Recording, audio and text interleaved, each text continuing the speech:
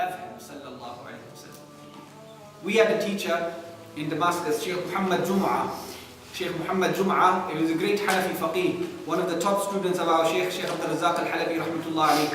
And he was the reader of Shaykh Abdul Razak rahmatullah alayhi in his lessons for a very long time.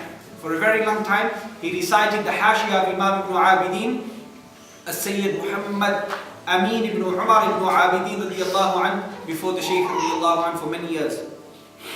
Shaykh Mohammed Jummah, we would recite fiqh with him outside the class, outside the room of Shaykh Abdul Razak al-Halabi rahmatullah alayhi in the Grand Umayyad Masjid of Damascus. When he would walk through the outside door into the masjid, all of the students would be thrown back. Right? He had an awe to him that anyone who would see him would be just thrown back. And you know, when he would sit down in a lesson, you'd think, you'd be very nervous. After seeing this awe whilst he was standing, when you would sit with him, you'd become nervous. Right?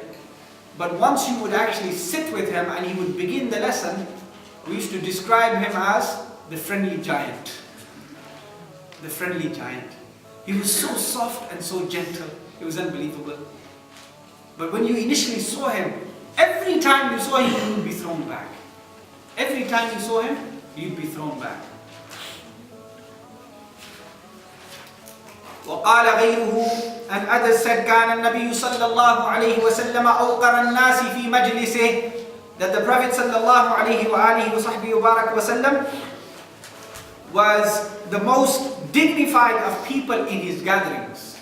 He was the most dignified of people in his gathering, i.e., he would sit with dignity, he would speak with dignity, he would listen with dignity, he would give with dignity, he would take with dignity.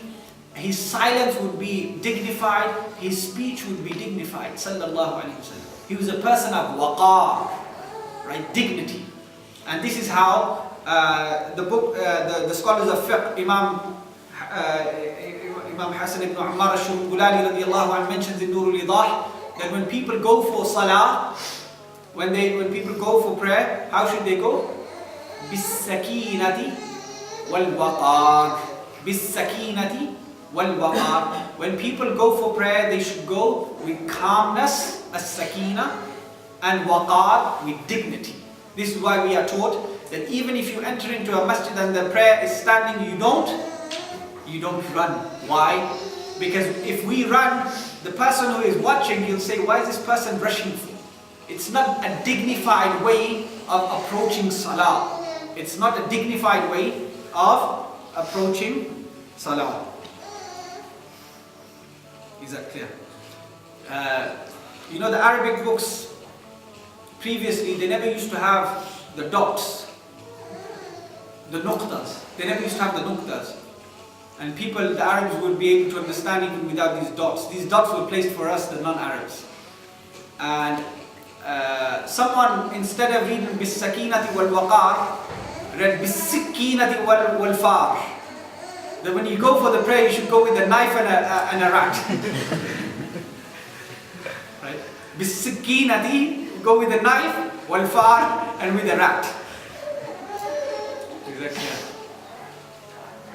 This is why people had to be trained well into reading. People had to be trained well into reading. Likewise, our teacher Shaykh Riyad al-Khiraqi mentioned that someone was reading through the books of hadith and he saw the name of Imam Sufyan al-Thawri. He saw the name of Imam Sufyan al-Thawri radiyallahu anhu, one of the greatest scholars of hadith. And instead of Sufyan al-Thawri, he read Shuqban al-Nuri. The sin, he gave it 3 dots. Right? The Fa, he gave it 2 dots and he turned it Shuk. Sufyan, the Ya, he gave it 1 dot and it changed into Shukban. As-Sawri, he dropped the 3 dots and he left 1 dot there and it became An-Nuri. Right? So people had to be well trained into reading, how to read Arabic before they could approach any science. Is that clear?